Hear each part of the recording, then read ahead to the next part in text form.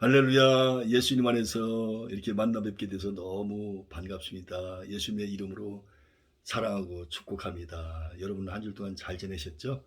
벌써 입춘 지나고 또 대동강물이 풀린다는 이제 우수가 지났네요. 이제 따스한 봄날 또 만물이 소장하는 이제 봄의 계절로 이렇게 접어들어 가는 것 같습니다. 자, 그럼 이 시간 관계상 이제 바로 진도를 나가도록 하겠습니다. 오늘 이제 역대상 13장이시죠.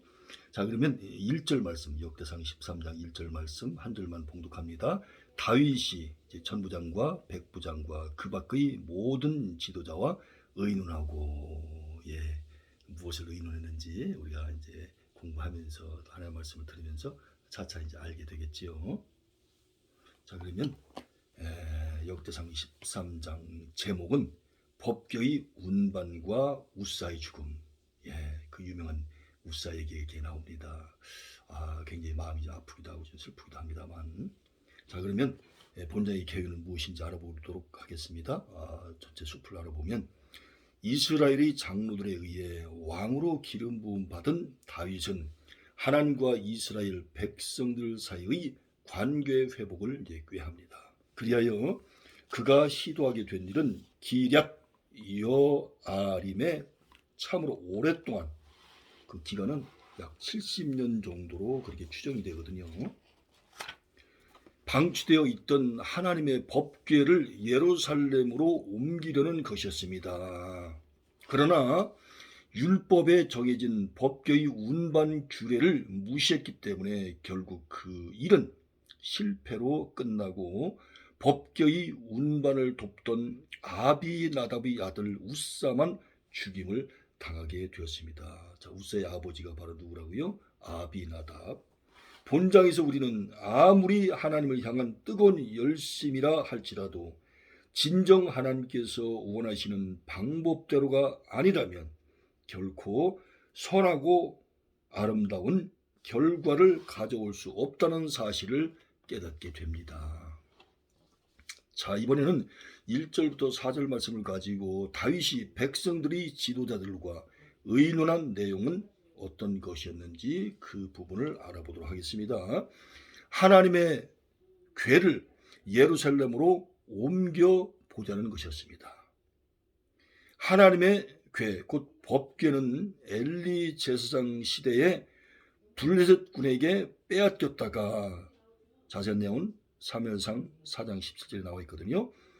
7개월 후에 7달 후에 되돌려 받았으나 사무엘상 6장 1절 2절에 나옵니다. 벳세메스를 거쳐 기럇 여아림에 도착한 뒤로는 이스라엘 사람들이 관심 밖으로 사라지고 말았습니다. 굉장히 안타까운 얘기입니다. 기럇 여아림에 와서는 이제 관심이 아예 없어졌다는 거예요. 그리하여 이제 약 70년이라는 세월이 흐른 후, 지금으로부터 이제 3천 년 훨씬 전 얘기죠. BC 1075년부터 1002년 사이에 벌어진 일이니까요.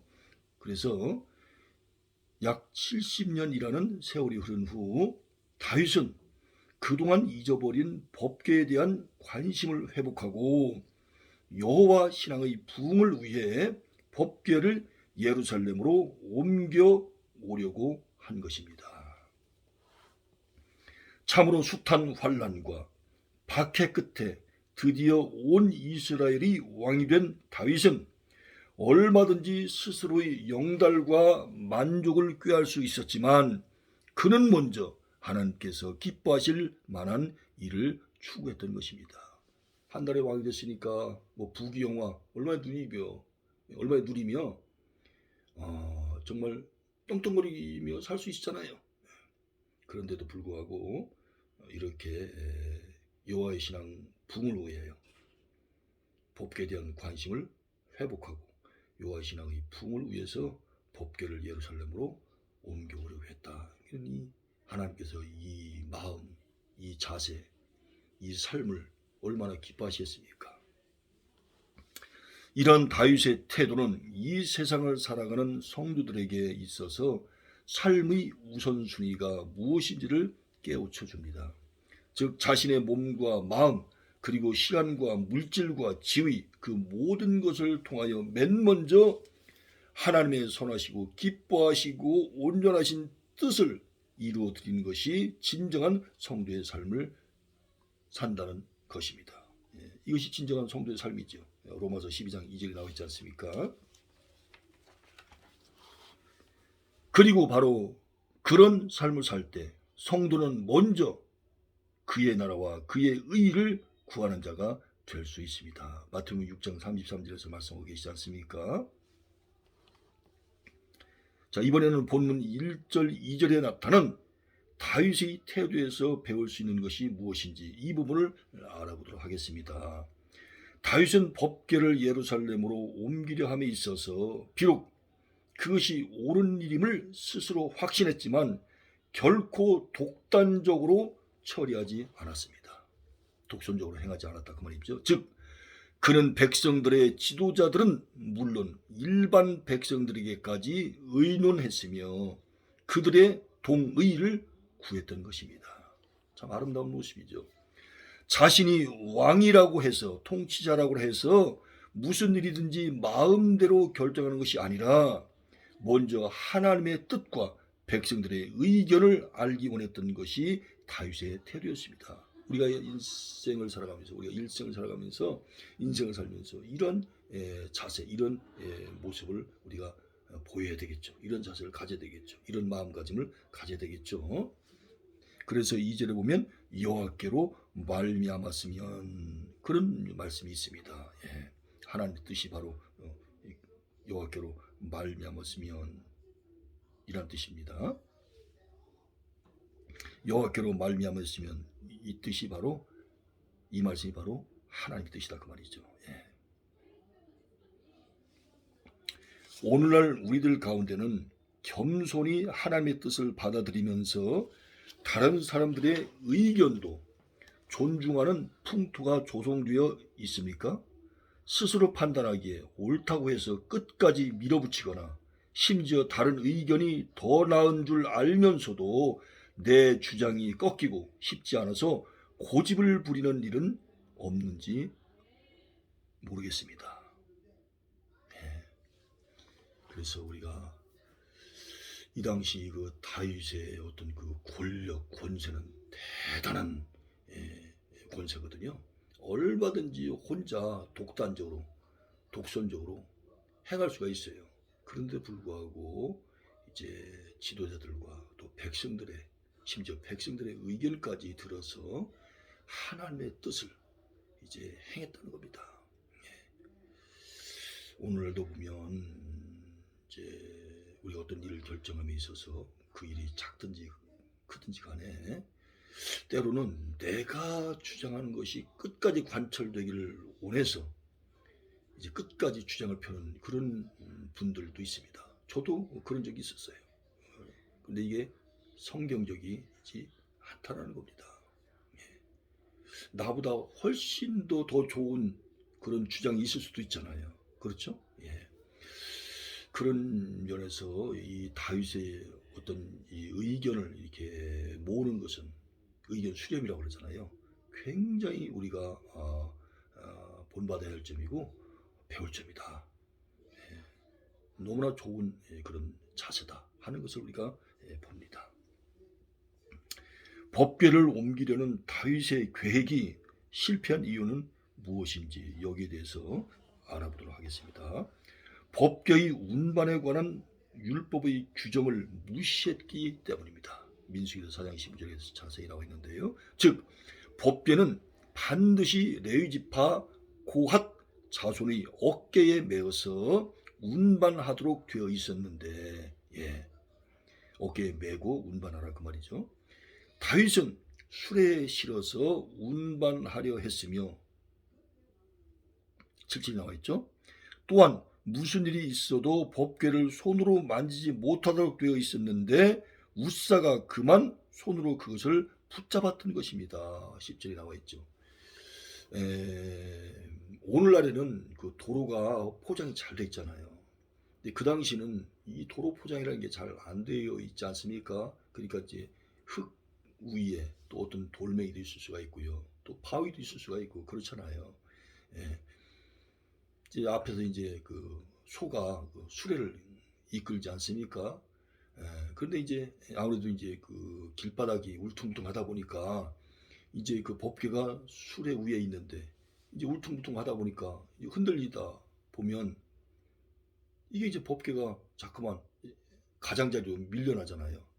그래서 이제 우사 가다가 어 자칫 잘못하다가는 이 법궤가 땅바닥에 떨어져서 혹시 깨지거나 부서지거나 상처가 나거나 하면 어떡하지?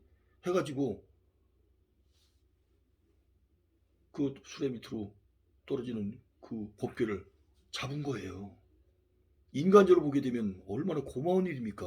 얼마나 잘한 거예요. 그렇잖아요. 예. 그런데 하나님은 우사를 죽여버린 거예요.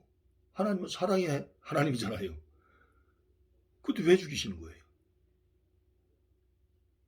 야, 여러분, 아까 봤잖아요. 우리가 하나님의 일을 함에 있어서 그 방법도 하나님의 방법대로, 다시 말하면 율법대로, 하나님의 말씀대로 해야 된다는 겁니다.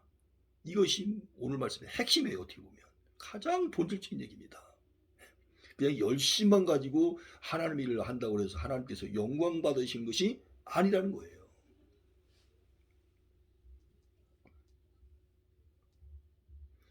따라서 그 수레가 아무리 새 수레이고 정성껏 만든 수레라 할지라도, 그리고 법궤를 붙잡은 우사의 의도가 불순하지 않았다 하더라도, 다시 말하면 순수하다 하더라도 하나님의 말씀에 어긋난 열심이었으므로, 굉장히 중요한 얘기죠. 하나님의 말씀에 어긋난 열심이었으므로 실패할 수밖에 없었습니다.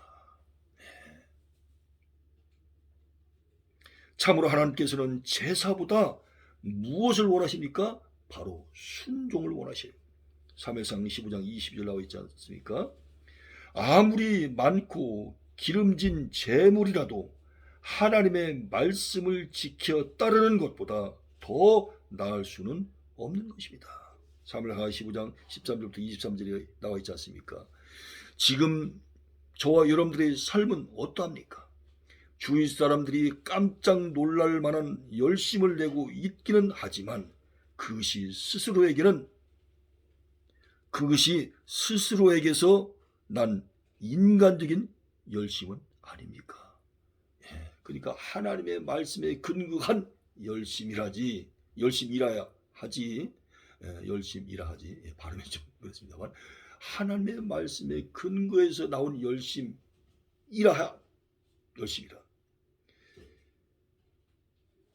그런데 나에게서, 내 스스로에게서 나온 열심, 그것이 바로 이제 인간적인 열심인데, 이 내 스스로에게서 나온 인간적인 열심은 굉장히 위험하다는 겁니다. 이것은 하나님 앞에 엄청난 범죄 행위라는 거예요. 다시 말하면 하나님께서 기뻐하시지 않는다는 겁니다. 인간 스스로에게 나온 열심은, 그 열심을 내면 낼수록 하나님께서는 슬퍼하셔요. 절대로 기뻐하시지 않습니다. 자기는 굉장히 죄를 잘한다고 생각하고 있는데, 우리가 이제 신앙생활 하다 보면, 교회 생활 하다 보면 주위에 이런 분들이 꽤나 있는 것 같습니다. 뭐 굉장히 하나님 일 열심히 하는 것 같아요. 그러니까 이제 성도님들도 정말로 어쩜 이렇게 헌신하시냐, 믿음이 참 좋으신 것 같다, 정말 본받을 만하다, 이런 이제 얘기들이 또 성도님들 사이에 이런 얘기가 또 오고 가거든요. 그것도 본인이 또 으쓱해지는 거예요. 중요한 건 하나님께서 어떻게 보시냐는 겁니다. 사람이 어떻게 보는 게 중요한 것이 아니고, 주님이 그 삶을 인정하시느냐는 거예요. 그 삶을 받으시느냐는 겁니다.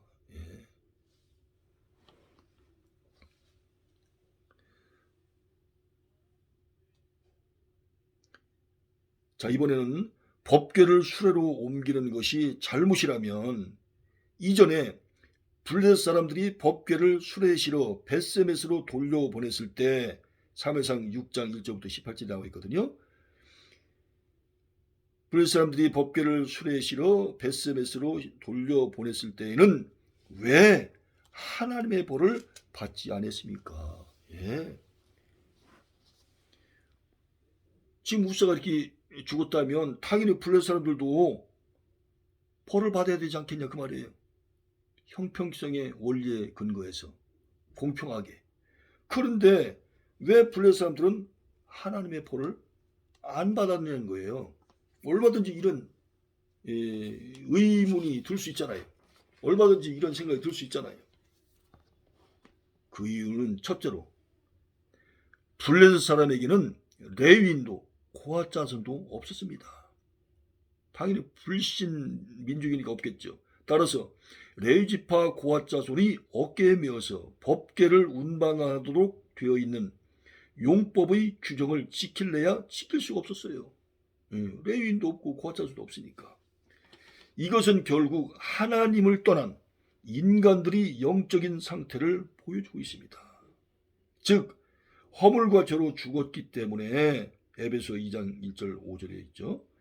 더 이상 하나님의 법을 순종하거나 선을 행할 능력을 상실해버린 것입니다. 굉장히 참 슬픈 얘기죠. 바로 이것을 전적 부패, 좀 어려운 말로 신학적인 용어로 혹은 전적 무능력이라 합니다. 토탈 디프러버티. 전적 부패 혹은 전적 무능력이라 합니다. 로마서 3장 9절부터 18절까지 7장 19절 나와 있지 않습니까?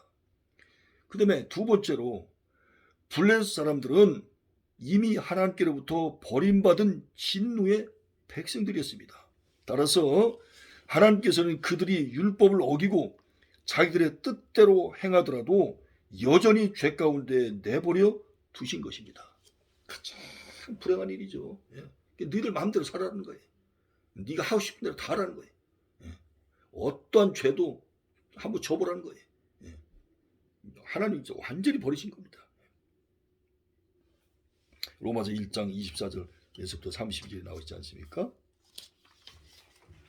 이것을 어려운 말로 신학적인 용어로 유기 많이 들으셨죠.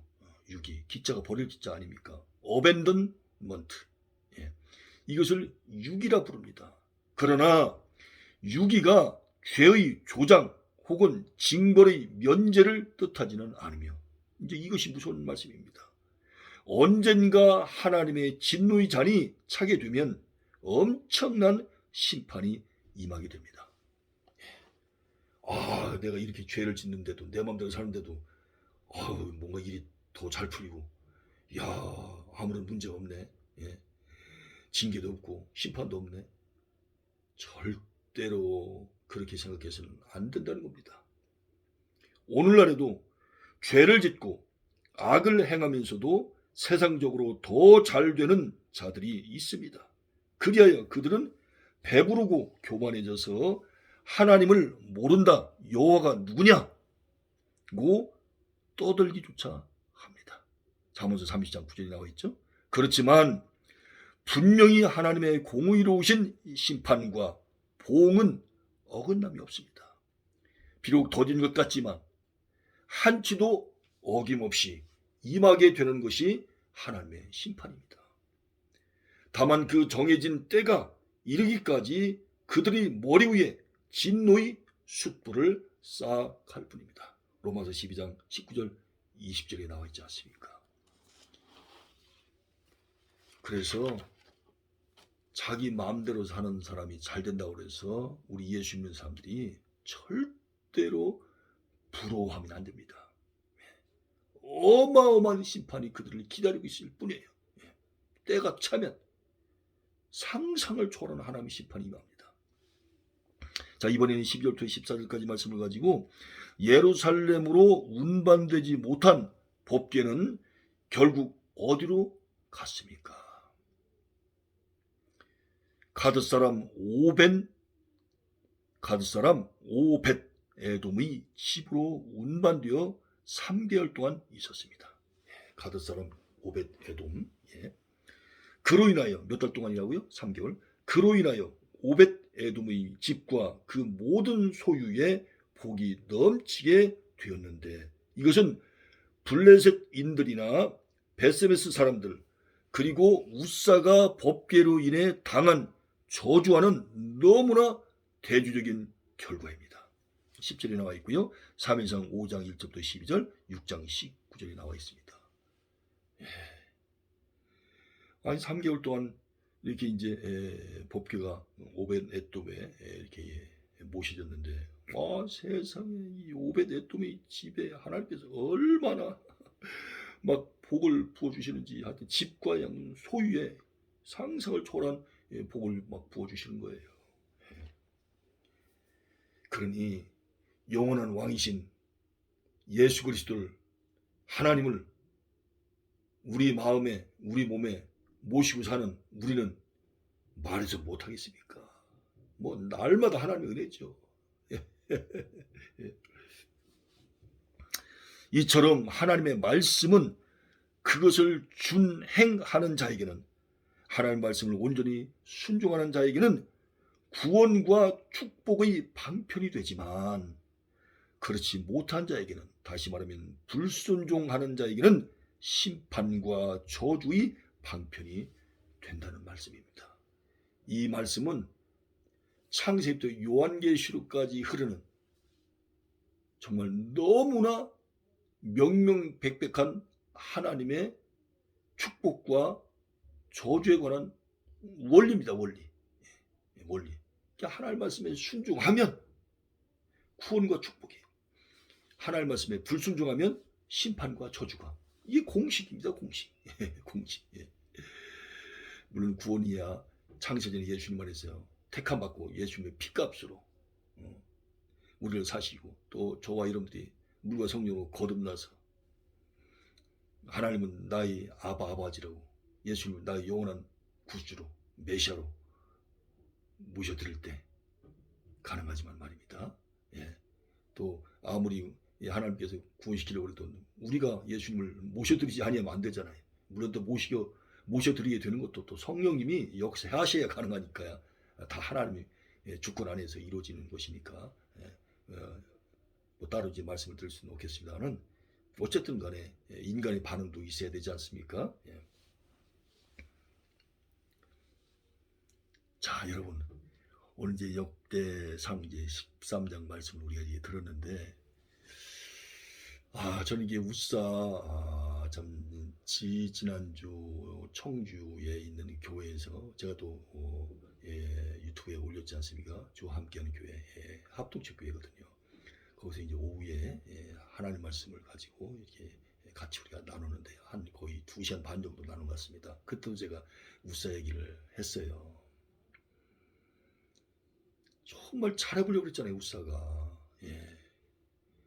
그런데 세상에 그 자리에서 죽임을 당한 거예요.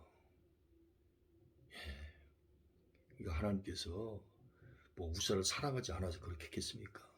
하나님의 공의가 얼마나 귀한 것인가, 하나님의 공의가 얼마나 분명한 것인가, 그걸 우리에게 보여준 겁니다. 그래서 후대들이 우사의 죽음을 보고 큰 경계심을 가지라는 거예요. 철저히 말씀에 근거한 신앙, 성령님의 인도하심 따라 사는 신앙, 오직 저와 여러분들의 대장 되시는 예수님의 뒤만 따라가는 신앙, 이런 삶을 살아가야 된다는 거예요. 철저히 말씀 위에 서 있어야 돼요. 말씀을 벗어나면 안 되는 겁니다. 위험한 거예요. 우사가 이렇게 법궤를 잡았을 때, 그리고 잡고 싶은 생각이, 마음이 동할 때 자기가 죽을 것이라고 상상조차 했겠습니까? 자기는 굉장히 옳은 일을 하는 것이고 착한 일을 하는 것이고 하나님을 기쁘시게 하는 일이고 주님께 영광 돌릴 일이고, 그런 생각만 했을 거 아니겠습니까? 그렇게 잡은 거잖아요, 이게. 그런데 자기의 생각과는 전혀 다르게 결과가 이렇게 반대로 나타나고 있지 않습니까? 하나님 말씀에서 벗어났다는 말은 다른 말로 얘기하면 하나님을 무시했다는 얘기입니다. 자, 굉장히 참 슬픈 그런 이제 이야기지만 우리에게 큰 교훈을 주시는 말씀이 아닌가 그렇게 생각됩니다.